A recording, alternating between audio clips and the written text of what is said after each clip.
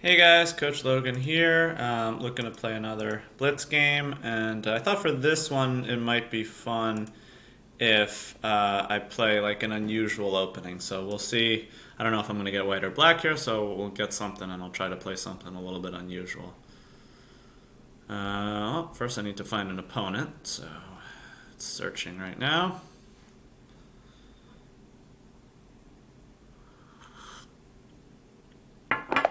Okay, Bata BG. Alright, so what's an unusual opening I can play? What if we go 1A6? Okay, I'll go B5 here. See what we can do with this. So I think it's important to try to stay up on time, because maybe that can help me compensate for the opening being a little bit less than sound. Okay, let's go knight F6 here. Not so worried about E5, that would give me the D5 square. Alright, I'll break with D5 now. Okay. Alright, let's throw C5 in there.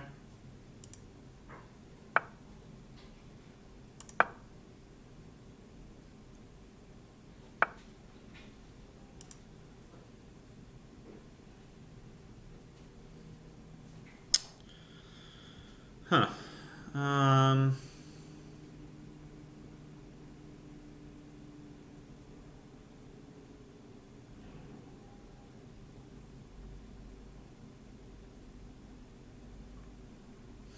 think you might be trying to get F5 in. I'm going to play G6 and try to slow that.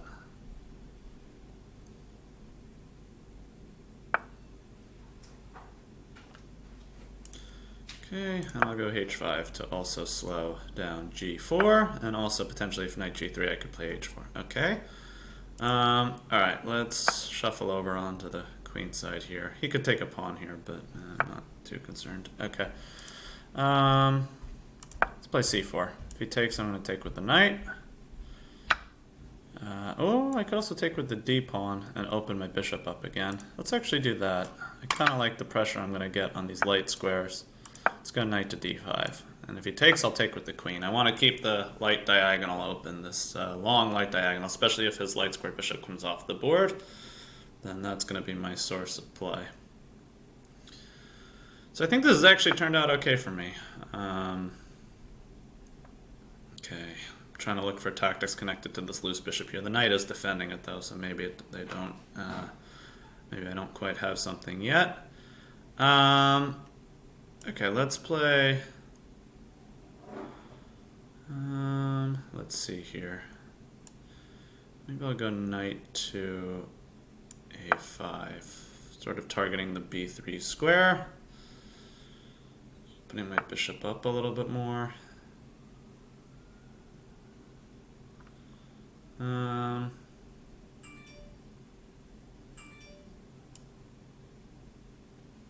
Let's drop this knight into B3. If he takes, I take. If he takes with the queen, that distracts his queen from the bishop. Okay. Now, let's go rook C8 actually and attack that pawn on C3.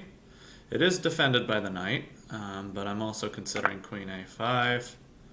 Okay, let's go queen A5. We'll put some pressure on this pawn. And just on his queen side in general.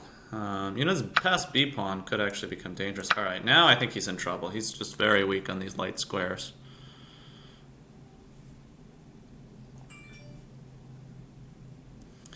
That said, I'm low on time, so I'm going to have to start playing quickly. Okay, let's go bishop E7 and get castled. Alright, I'll take that. What does he want? Knight F4? Okay, I think he wants knight F4. Huh? Maybe not. Let's go bishop C4 to block the C pawn from moving. Let's bring my queen back. I don't like my queen there anymore. Okay, he got knight F4 in. Let's play queen C6 and start heading back over to those light squares. I don't really see anything great for his knight. I think a queen trade might actually help me here. I'm up a pawn. And his queen and knight could potentially be a dangerous combination. All right, so he's gonna sack the exchange. I shouldn't have let him do that. So I should have taken that pawn on a3 with my bishop. a5 was sloppy. I'm low on time. That's really what it is. Okay, let's go king d7 and activate. Actually, let's play h4 first, so we're not hanging that pawn there. And now let's bring the rook over to the queen side. Okay, let's restrict his knight. Okay, I'm going to take this. Let's bring this rook up. We'll go b4 here. Take. I'm going to activate this rook. Maybe I'll actually activate my king. Well, is he going to trade rooks? What's he going to do here? Huh. That's unusual. Okay, let's back this up. I think he might just push the pawn. In which case I need to be ready to... Oh, I thought he was going to push the pawn, so I was preemptively sliding the rook. That doesn't look so good after he did that. Okay, let's bring this rook over here, attack on h3. We have that fork there, so he's going to have to trade rooks. Or not. Okay. Let's bring this rook back to attack this pawn. Let's get that pawn off the board. Okay. I thought he was going to check me, so I preemptively moved my rook. Okay, let's bring this rook back. We need to be able to defend against these pawns. Okay, he ran out of time. Definitely kind of a choppy game. I'm clearly not familiar with the deep analysis on 1a6, but let's take a look and see how bad it really was. So, I mean, I don't recommend playing a move like that, but I think it's sometimes interesting when you do play less than sound openings, because it, you know, I mean, I think there can sometimes be a tendency to overrate the importance of the opening. It's definitely the higher up you go, the more it matters. But like here, I'm playing a first move that's just objectively probably not that great. But eventually, you know, I get a reasonable position here. E6. Oh, knight f6. Yeah. Now the position becomes very much like an advanced French. So, I mean, maybe this is a little bit cheating even to play this, because, I mean, really what I've done is I've just played into, you know, like a kind of a French, eventually it transitioned into a French opening. So that's actually an argument for why you want to play mainline openings, because then if you do something that's unusual, you'll have a reference point. Like here I'm referencing some of the ideas for black in the mainline French. So for instance, you know, this pawn chain points to the queen side, so we should be looking for play on the queen side. Similarly, white's main pawn lever is to play f5. That's why I played g6 here, just to make it harder for him to play f5. He went knight e2, so I went h4 just to stop, or h5 just to stop g4.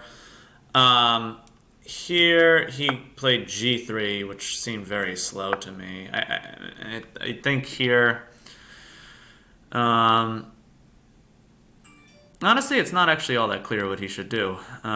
Maybe, I mean, sometimes what they'll do is they'll play like b4 and try to provoke you into playing c4 and then argue that they've shut down the queen side. Although I still have this pawn lever a5, which could be used to open things, so it's not actually that clear that that achieves that. So, yeah, I mean, my position is not all that terrible. Knight to b6. I wasn't super worried about d takes c5. For instance, I was thinking knight c4. They're also, yeah, I think knight c4 is probably what I would go for. Knight c4, something like takes, and then after takes. Okay, I'm down a pawn, but this is a hard pawn to hold on to, and he would have just opened up my bishop, so I'm not too worried about that.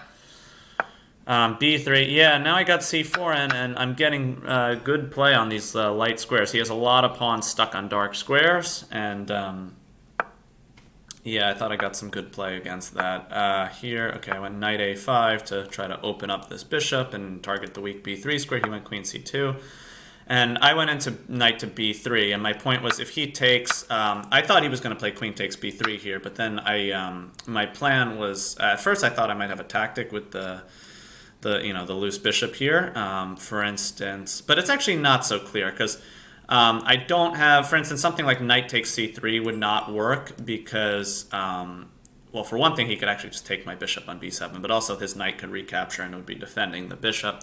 So there's not really a clear tactic here. But even without a clear tactic, just again, while black is down a pawn, he's firmly blockading white on sort of on these light squares here.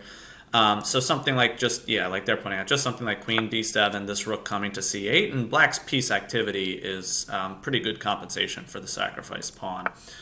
Rook c8, yeah, okay, I played queen a5, so I was targeting that pawn. And here he gives up his light squared bishop, which is a big no-no in this position. And then from here, I think the rest of my poor play can just be chalked up to being in time trouble, which is not an excuse. I shouldn't get myself into time trouble, but, I mean, for instance, okay, so h4 is a good move that I missed because h4 makes sense, and it's just coordinating the pieces you already have aimed at the king, like this bishop, and further loosening their king. And with bishop c4, though, it's not a bad move either.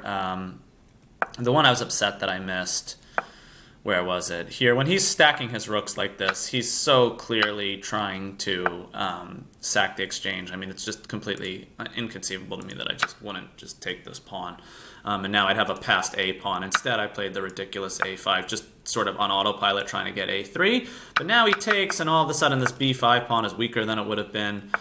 And, in the time trouble, I played pretty poorly, so I was lucky to end up pulling this out.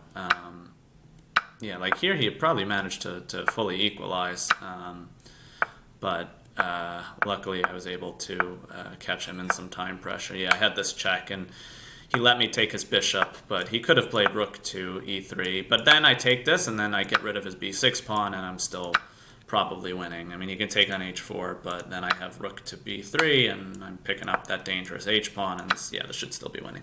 Okay, so an interesting game. I wish these didn't come down to ugly kind of time scrambles, but it's an interesting game because I played a bad opening and still got a tenable position, so there's a lesson in that the middle game is more important.